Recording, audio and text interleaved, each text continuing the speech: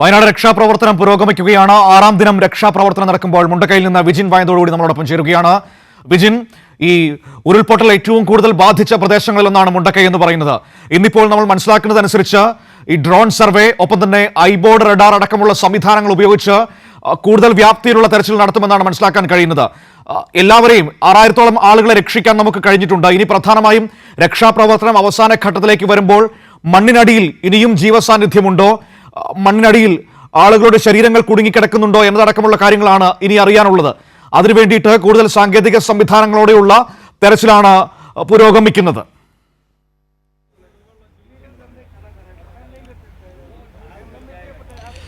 മനു, ഒരു ഭാഗത്ത് അത്തരത്തിലുള്ള സാങ്കേതിക സംവിധാനങ്ങൾ ഒക്കെ ഉപയോഗിച്ചുള്ള തിരച്ചിൽ നടക്കുന്നു. ഞാനിപ്പോൾ നിൽക്കുന്നത് ഈ മുണ്ടക്കയിലെ ഭാഗമെന്ന് പറയുന്നത് ഇവിടെ ഇന്നലെ ശരീരാവശിഷ്ടങ്ങൾ ഒക്കെ കണ്ടെത്തിയ മേഖലയാണ്. ഇവിടെയാണ് കൂടുതൽ ഫയർഫോഴ്സ് സംഘം ഒക്കെ എത്തി പരിശോധന നടത്തിയത്. ഫയർഫോഴ്സ് സംഘമാണ് ഈ ഭാഗത്തേക്ക് ആദ്യം എത്തിയത്. തിരുവനന്തപുരത്തെ ഫയർഫോഴ്സ് യൂണിറ്റ് ആയിരുന്നു ഇവിടത്തേക്ക് ഇന്നലെ ഈ ശരീരാവശിഷ്ടങ്ങൾ കണ്ടെത്തിയത്. തുടർന്ന് അതീവ ദുഷ്കരമായ ഈ മേഖലയിലേക്ക് JCB ഉൾപ്പെടെ ഉപയോഗപ്പെടുത്തി കടന്നു വരികയും തുടർന്ന് കൂടുതൽ സേനാംഗങ്ങളെ എത്തിച്ച് ഇപ്പോൾ പരിശോധന തുടരുകയും ചെയ്യുകയാണ്. ഈ ഭാഗത്ത് നമ്മളിപ്പോൾ ദൃശ്യങ്ങളിൽ അപ്പുറത്ത് കാണുന്ന ഭാഗത്താണ് ഈ ദുർഗന്ധം ഉണ്ടായിട്ടുള്ള 2 സ്പോട്ടുകളിൽ ദുർഗന്ധം ഉണ്ടായി എന്നാണ് ഫയർഫോഴ്സ് ഉദ്യോഗസ്ഥർ തന്നെ വ്യക്തമാക്കുകയും ചെയ്യുന്നത്. എന്തായാലും പ്രധാന ഫയർഫോഴ്സ് ഉദ്യോഗസ്ഥർ നമുക്കൊപ്പം ചേരുകയാണ്. സാർ, ഇപ്പോൾ ഏത് രീതിയിലുള്ള തെരച്ചിലാണ് നടത്തുന്നത്? അവിടെ 2 ഭാഗത്ത് ദുർഗന്ധം ഉണ്ടായിട്ടുണ്ട്. നമ്മൾ ഈ പോയിന്റിൽ നല്ല രീതിയിൽ സെർച്ചിങ് വരുന്നുണ്ട്. പക്ഷേ ഇവിടെ സ്ലറി കൂടുതലാണ്. ഒരു 10 ഫീറ്റ് ഇതിൽ സ്ലറി വന്നിരിക്കുന്ന വലിയ വലിയ പാറകൾ അടങ്ങിയ കാരണം നമ്മുടെ ഹിറ്റാച്ചിയുടെ മൂവ്മെന്റ് ഒക്കെ ഇത്തിരി ബുദ്ധിമുട്ടാണ്. അപ്പോൾ നമുക്ക് എന്ന് വെച്ച് കഴിഞ്ഞാൽ ഇവിടെ ഒരു കോർണർ പോയിന്റ് രണ്ടെണ്ണമുണ്ട്. ഇവിടെ കൂടുതലായിട്ട് നമുക്ക് രാവിലെ ചെറിയ സ്മെല്ല് ഫീൽ ചെയ്യുന്നുണ്ട്. അവിടെ ഹൗസ് ഹോൾഡ്സ് ഇഷ്ടംപോലെ ഡീബിൾസ് ഡംപ് ചെയ്തിട്ടുണ്ട്. അപ്പോൾ നമുക്ക് ആ ഒരു ലൊക്കേഷൻ നോക്കിയിട്ടാണ് നമ്മളിപ്പം ഇവരുടെ ഈ വഴി പോകാൻ പാടില്ല. നമ്മൾ നടന്നാൽ പോലും തന്നു പോകുന്ന ബുദ്ധിമുട്ടാണ്. അപ്പോൾ അത് മേലിലൂടെ തോട്ടത്തിനിടയ്ക്ക് കൂടെ ആ സൈഡിൽ നമ്മൾ സേഫായിട്ട് ഇറക്കിയിട്ട് അവിടെ നിന്ന് അത് ക്ലിയർ ചെയ്യാൻ വേണ്ടി ഇപ്പോൾ ഹിറ്റാച്ചി മൂവ് ചെയ്തുകൊണ്ടിരിക്കുകയാണ്. നമ്മളവിടെ ഹോപ്പ് ചെയ്യുന്ന അവിടെ എന്താ വെച്ചാൽ രാവിലെ തൊട്ട് എല്ലാവരും സ്മെല്ല് ഫീൽ ചെയ്യുന്നുണ്ട് നന്നായിട്ട്. നമ്മുടെ തമിഴ്നാടിൻ്റെ കനൈൻ സ്ക്വാഡ് അവിടെ വന്നിട്ടുണ്ട്. ഇപ്പോൾ വന്നിരിക്കുന്ന തമിഴ്നാട് സ്ക്വാഡാണ്. തമിഴ്നാടിൻ്റെ കനൈൻ സ്ക്വാഡ് വന്നിട്ടുണ്ട്. നമ്മുടെ ഫയർ സർവീസിൻ്റെ ഇതിൽ വന്നിട്ടുണ്ട്. അത് തമിഴ്നാടിൻ്റെ ഫയർ സർവീസിൻ്റെ സ്ക്വാഡാണ്. അതുപോലെ നമ്മളുടെ കേരള ഫയർ സർവീസ് അവിടെ ഓൾറെഡി ഡിപ്ലോയ്ഡ് ആണ്. അപ്പോൾ അവർ സപ്പോർട്ട് ചെയ്തിട്ടുണ്ട്. അപ്പോൾ നമ്മളത് മേൽ കൂടെ ഈ വണ്ടി താഴത്തേക്ക് ഇറക്കാനായിട്ട് കൊണ്ടുവരികയാണ്.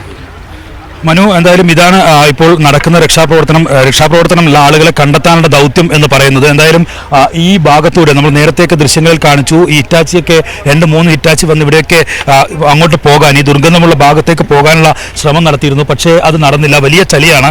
ഞാനിവിടെ വരുന്ന ഘട്ടത്തിൽ തന്നെ ഫയർഫോഴ്സ് ഉദ്യോഗസ്ഥർ ഉൾപ്പെടെ ഈ ഒരു ചെറിയ വഴിക്ക് അപ്പുറം കാലെടുത്ത് വെച്ചാൽ അത് ചളിയിലേക്ക് കൊണ്ടുപോകുന്ന അവസ്ഥയൊക്കെ ഉണ്ടായിരുന്നു. അതിനുശേഷം ഇപ്പോൾ അവർ തീരുമാനിച്ചിരിക്കുന്നത് JCB ഈ ഹിറ്റാച്ചിയും ഉൾപ്പെടെയുള്ള ഉപകരണങ്ങൾ പൂർണ്ണമായും മാറ്റി മറ്റൊരു മല പോലിരിക്കുന്ന ഒരു ഭാഗത്തേക്ക് കൊണ്ടുപോയി അവിടെ നിന്ന് താഴേക്ക് ഇറക്കി ഈ ഭാഗത്ത് പരിശോധന നടത്താനാണ്. തമിഴ്നാട് ഫയർഫോഴ്സിന്റെ സംഘം കൂടി കൂടുതലായി ഇവിടെ എത്തിയിട്ടുണ്ട്. തിരുവനന്തപുരത്തെ ഫയർഫോഴ്സ് യൂണിറ്റ് അംഗങ്ങളാണ് ആദ്യമായി ഈ ദുഷ്കരമായ ഈ വഴിയിലൂടെ ഇവിടെ എത്തി തിരച്ചിൽ നടത്തിയത്. അവർക്കാണ് ശരീരാവശിഷ്ടങ്ങൾ കണ്ടെത്താൻ കഴിയുകയും ചെയ്തു. തുടർന്ന് ഏകദേശം 100ഓളം വരുന്ന ഫയർഫോഴ്സ് സേന അംഗങ്ങൾ ഇവിടത്തേക്ക് ഇന്ന് രാവിലെ എത്തി കൂടുതൽ ഉപകരണങ്ങൾ എത്തിച്ചു, ഹിറ്റാച്ചി എത്തിച്ചു. എന്നിട്ട് മണ്ണുമാന്തിയൊക്കെ പരിശോധന നടത്തി. അതിൻ്റെ ഒരു ഘട്ടത്തിൽ ഇവിടെ നിന്ന് എന്തോ ഒരു ശരീരാവശിഷ്ടം സമാനമായ ഇത് കണ്ടെത്തുകയും അതിനുശേഷം ചളിയെടുത്ത് കരയിലേക്കിട്ട് പരിശോധനയൊക്കെ നടത്തി. പക്ഷേ അതിൽ ആരുടെയും മൃതദേഹമോ ശരീരാവശിഷ്ടങ്ങളോ ഒന്നും ഉണ്ടായിരുന്നില്ല. ഇപ്പോൾ നമുക്ക് ആ ദൃശ്യങ്ങൾ കൂടി കൂടുതലായി ലഭ്യമാക്കാമെന്നാണ് തോന്നുന്നത്. ഏറ്റവും കൂടുതലായി മുണ്ടക്കയിൽ ഈ ഭാഗത്താണ് മൃതദേഹങ്ങൾ ഉണ്ട് എന്ന് മനസ്സിലാക്കിയതിനെ തുടർന്നുള്ള പരിശോധന നടക്കുന്നത്. ആ ചളിയിലാണ്. ആ ചളിയിലെ 2 സ്പോട്ടുകളിൽ നിന്നാണ് ഈ ദുർഗന്ധം ഉണ്ടാകുന്നത്. ഞാൻ നേരത്തെ അവിടെ പോയിരുന്നു. അവിടെ പോയ ഘട്ടത്തിൽ ഈ കമ്പൊക്കെ വെച്ചുള്ള പരിശോധന ഫയർഫോഴ്സ് ഉദ്യോഗസ്ഥർ നടത്തി. പക്ഷേ അവിടുന്ന് അത്തരത്തിൽ ഒന്നും പെട്ടെന്ന് കണ്ടെത്താൻ കഴിയുന്ന ഒരു അവസ്ഥയിൽ അല്ല ആ ഭാഗം ഉള്ളത്. വലിയ ചളിയാണ്. കാല്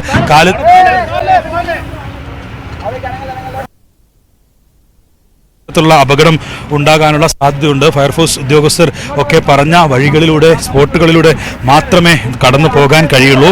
ഇപ്പോൾ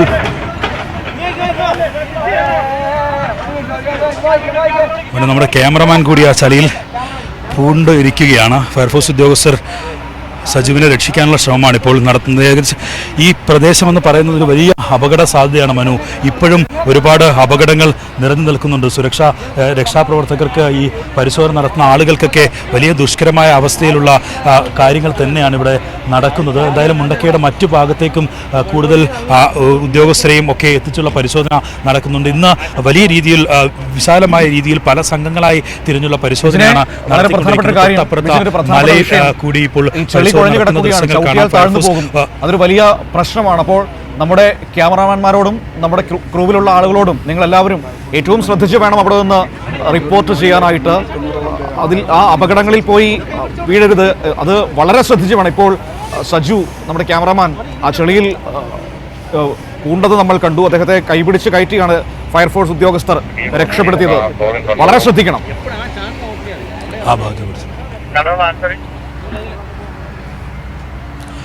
തീർച്ചയായും മനു, അത്തരത്തിൽ തന്നെയാണ് കാര്യങ്ങൾ. നമ്മൾ രാവിലെ വന്നപ്പോഴും അത്തരത്തിൽ അതീവ ദുഷ്കരമായിട്ടായിരുന്നു നമ്മൾ ആ ഭാഗത്ത് എത്തുകയും ചെയ്തത്. ഈ മണ്ണ് കുറച്ച് വെയിൽ വന്നപ്പോൾ മണ്ണ് ഉറച്ചിട്ടുണ്ട്, പക്ഷേ അത് നമ്മൾ കാണുന്നത് പോലെയല്ല.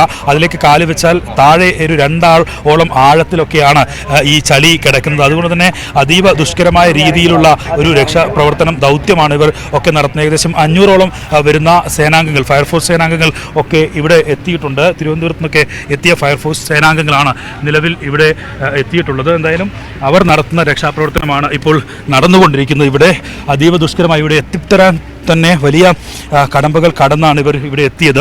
ഈ ഭാഗത്താണ് കൂടുതൽ സേനകൾ ഒക്കെ ഇപ്പോൾ നിലയുറപ്പിച്ചിട്ടുള്ളത്. കാരണം അത്തരത്തിലുള്ളൊരു ദുർഗന്ധം ഉണ്ടായത് ഈ ഭാഗത്തു നിന്നായതുകൊണ്ട് ഇവിടെ ശരീരാവശിഷ്ടങ്ങളോ മൃതദേഹങ്ങളോ ഒക്കെ ഉണ്ടാകാനുള്ള സാധ്യതയാണ് കൂടുതലായി കാണുന്നത്. അതുകൊണ്ടാണ് കൂടുതൽ സേനാ വിഭാഗങ്ങളെയൊക്കെ ഇറക്കി ഒപ്പം തന്നെ സന്നദ്ധ പ്രവർത്തകരും എല്ലാം എത്തിയുള്ള രക്ഷാപ്രവർത്തനം ഇപ്പോൾ തുടർന്നുകൊണ്ടിരിക്കുന്നത്.